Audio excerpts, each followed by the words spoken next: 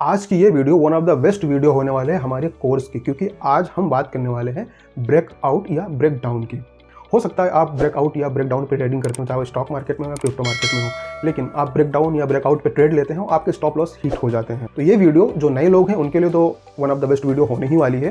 Plus जो advanced है, थोड़ा जो ब्रेकआउट या ब्रेकडाउन के बारे में जानते हैं, उनके लिए भी बहुत कुछ इस वीडियो में हो सकता है आप ये सोच रहे हो कि अभी मैं आपको ये बोलूँगा कि हाँ, जहाँ पे ज़्यादा वॉल्यूम के साथ ब्रेकआउट करेगा वहाँ पे आप ट्रेड ले लो, वो सही ब्रेकआउट या ब्रेकडाउन है। ऐसा बिल्कुल भी नहीं, कुछ एडवांस चीज़ें मैं आपको बताने वाला हूँ जो इस वीडियो के अंत तक आप बहुत ही अच्छे से समझ जाएंगे। तो इस वीडियो में हम बात करने वाले हैं ब्रेकआउट या ब्रेकडाउन क्या होता है, साथ ही साथ चार्ट पैटर्न में ब्रेकआउट या ब्रेकडाउन को हम सही पहचानेंगे कैसे, और फेक ब्रेकआउट से कैसे बच सकते हैं, और ट्रेडिंग में ब्रेकआउट या ब्रेकडाउन का सही इस्तेमाल हम कैसे करेंगे। तो चलो चार्ट पे इसको हम अच्छे से समझते हैं। सबसे पहले समझते हैं कि ब्रेकआउट या ब्रेकडाउन होता क्या है।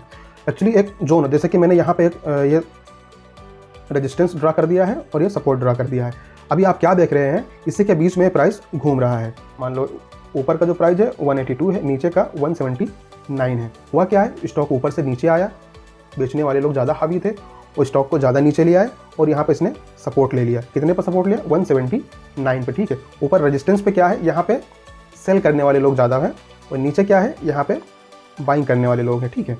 तो यहाँ पे नीचे इस प्राइस पे जब स्टॉक आया, यहाँ से बायर खरीदना शुरू किया और इस प्राइस को यहाँ तक ले गए, कहाँ तक ले गए, 182 तक, ठीक है। लेकिन वहाँ से फिर जो बेचने वाले लोग थे, सेलर थे, वो नीचे ले आए, प्राइस को बेचना शुरू किया और फिर उसी लेवल तक ले आए, नीचे 179 तक। फिर इन्होंने खरीदना शुरू किया, फिर भाव ऊपर गया, फिर नीचे आया, फिर ऊपर गया। एक्चुअली यहाँ पे हो क्या रहा है, मान लो दो टीम है, दोनों में 50-50 मेंबर है, इसमें भी 50 लोग हैं, इसमें भी 50 लोग हैं।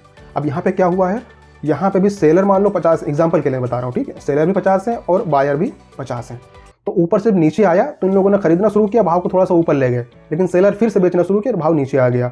लेकिन दोनों में बराबर की ताकत है, ठीक है, जितने बेचने वाले उतने ही खरीदने वाले हैं, ठीक है। तो ना भाव नीचे जा रहा है, इसको क्रॉस कर पा रहा है, ना ये ऊपर जा पा रहा है, ब्रेकआउट कर पा रहा है। तो यहाँ पे होगा क्या, जिसकी संख्या ज़्यादा हो जाएगी उस साइड में मार्केट ब्रेकआउट या ब्रेकडाउन कर देगा। मान लो जो ये 50 लोग हैं, इन्होंने अपनी टीम में 20 लोग को और शामिल कर लिया, तो इनके पास मेन पावर ज़्यादा हो गए, 70 लोग हो गए। तो यहाँ पे आप देख रहे हैं ना, यहाँ पे यही हुआ एग्जैक्टली, ठीक है। क्या हुआ है, प्राइस ऊपर गया, उसके बाद नीचे आया, उसके बाद यहाँ पे क्या हुआ, जो सेलर थे उनको वॉल्यूम बढ़ गया, ज़्यादा लोग आ गए, तो क्या हुआ, ब्रेकडाउन, नीचे प्राइस नीचे लेके इसको चले गए।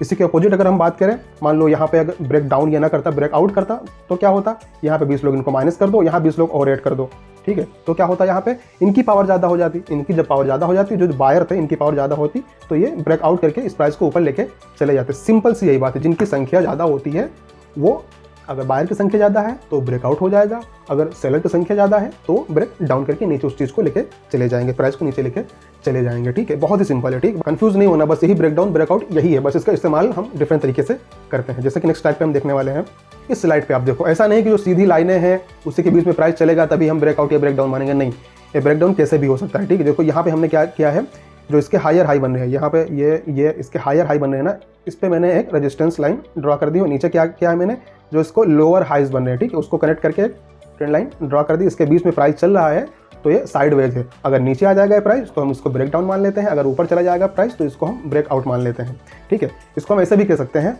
अगर ऊपर जाएगा तो ये बुलिश ब्रेकआउट है, अगर नीचे जाएगा तो ये बेरिश ब्रेकआउट है, ठीक है। दोनों चीज़ कहा जा सकता है। एक चीज़ और बताना चाहूँगा, जो नए लोग हैं, जैसे मान लो यहाँ पे ये नीचे सपोर्ट लाइन ना होती, ऊपर रेजिस्टेंस लाइन होती, तब भी अगर इसको क्रॉस करेगा तब भी ये ब्रेकआउट माना जाता है, ठीक है। अब मैं बात करने वाला हूँ सही ब्रेकआउट के ट्रेड कैसे लेते हैं। अब इसी चार्ट में आप देखिए क्या हुआ है, इस प्राइस यहाँ पे घूम रहा है, उसके बाद इसने इस रेजिस्टेंस को ब्रेकआउट किया, कहाँ पे, यहाँ पे, किसके साथ, ज़्यादा वॉल्यूम के साथ, ये, ठीक है, ज़्यादा वॉल्यूम के साथ इसने ब्रेकआउट किया। कब ब्रेकआउट कर पाया ये, जब इसका वॉल्यूम ज़्यादा था, ठीक है। तो सबसे पहले हम ये कंफर्म करेंगे कि ब्रेकआउट हो रहा है, ब्रेकआउट पे हम ट्रेड ले रहे हैं, तो सबसे पहले हम उसका वॉल्यूम चेक करेंगे, ठीक है। वॉल्यूम ज़्यादा है, मतलब संख्या ज़्यादा हो गई, तभी तो ब्रेकआउट कर पाएंगे, जो मैंने अभी बताया था आपको, ठीक है। तो यहाँ वॉल्यूम ज़्यादा हो गया, इसलिए इसको ब्रेक कर दिया। अब गलती यहाँ पे क्या करते हैं लोग, जैसे ब्रेकआउट करता है, जो बड़ी कैंडल होती है, यहीं पे लोग एंट्री ले लेते हैं। अगर यहाँ मान लो आपने एंट्री ली और यहाँ पे स्टॉप लॉस लगाया तो कोई ये सेंस वाली बात नहीं बनी, ठीक है, इतना बड़ा स्टॉप लॉस। आपको क्या करना है, जब इसने ब्रेकआउट किया एक बड़ी कैंडल के साथ, उस कैंडल पे ट्रेड आपको नहीं लेना है। आपको क्या करना है, जो इसका रेजिस्टेंस था, जब उसको रीटेस्ट करने आएगा, जैसे रीटेस्ट करने आएगा तो जिस कैंडल ने ब्रेकआउट किया था, जो बड़ी वॉल्यूम वाली कैंडल थी, जिस कैंडल ने ब्रेकआउट किया था, उसको हम जो जहाँ पे उसने क्लोज किया है उसका हाई हम ऐसे मार्क कर लेंगे, ठीक है। जहाँ पे इसने क्लोज किया है तो इसका हाई इसका मार्क कर लेंगे। अब रीटेस्ट करने के बाद जब प्राइस फिर से ऊपर जा रहा है तो जो इसका हाई है जैसे उसको क्रॉस करके कैंडल क्लोज करेगी, हम वहाँ पे ट्रेड ले लेंगे। जैसे यहाँ पे क्या हुआ है, इसको इस कैंडल ने क्रॉस किया, ठीक है, तो इस पर हम यहाँ पे ट्रेड ले लेंगे। और जो इसका लास्ट स्विंग था या प्रीवियस कैंडल ले सकते हैं, या जिसको लास्ट डाउन स्विंग था उसका हम स्टॉप लॉस यहाँ पे रख सकते हैं। तो देखो यहाँ पे आपने जैसे यहाँ पे ट्रेड लिया होता और यहाँ पे इसका स्टॉप लॉस डाला होता, या जो एक प्रीवियस कैंडल है उसका स्टॉप लॉस लिए होते, तो यहाँ पे स्टॉप लॉस डालते, तो क्या हुआ, आपका स्टॉप लॉस यहाँ पे हिट नहीं हुआ है। पॉसिबिलिटी ज़्यादा होती है, ये हिट भी हो सकता है, ठीक है, पॉसिबिलिटी लेकिन ज़्यादा होती है कि आपका ट्रेड जो है आपके डायरेक्शन में जाने वाला है। तो यहाँ पे क्या हुआ, प्राइस थोड़ा सा नीचे आया लेकिन आपके स्टॉप लॉस को उसने नहीं टच किया और यहाँ पे बूम करके प्राइस ऊपर चला गया। वॉल्यूम ज़्यादा होना चाहिए, बड़ी कैंडल होना चाहिए, पर उस कैंडल पे आपको ट्रेड नहीं लेना है। उस कैंडल के हाई को आपको मार्क कर लेना है। हाई को मार्क करने के बाद प्राइस फिर से उस ट्रेंड लाइन को टच करेगा, रिटेस्ट करेगा, उसके बाद उस कैंडल को क्रॉस जैसे ही करेगा तो उस क्लोज होगी जो कैंडल, उस पर हमें ट्रेड लेना है। उसके प्रीवियस कैंडल पे हमें स्टॉप लॉस लगाना है, या उसके लास्ट स्विंग जो है नीचे वाला उस पर हमको स्टॉप लॉस लगाना है और हम ट्रेड को राइट कर सकते हैं। इसको हम लाइव चार्ट पे भी दिखा सकते थे आपको, ट्रेडिंग व्यू पे इसको दिखा सकते थे आपको, लेकिन वीडियो काफ़ी लंबी हो जाती। आई थिंक आपको समझ में आ गया होगा। फिर भी अगर आपको कुछ भी समझ में नहीं आया है तो आप कमेंट में पूछ सकते हैं, मैं आप इसको और भी सरल भाषा में आपको समझाने की कोशिश करूंगा। आप तब तक सवाल करते रहिए जब तक आपको कुछ समझ में ना आए। तो मिलेंगे ऐसे ही और एक नए इंटरेस्टिंग टॉपिक के साथ। अपना और अपनों का ख्याल रखिएगा।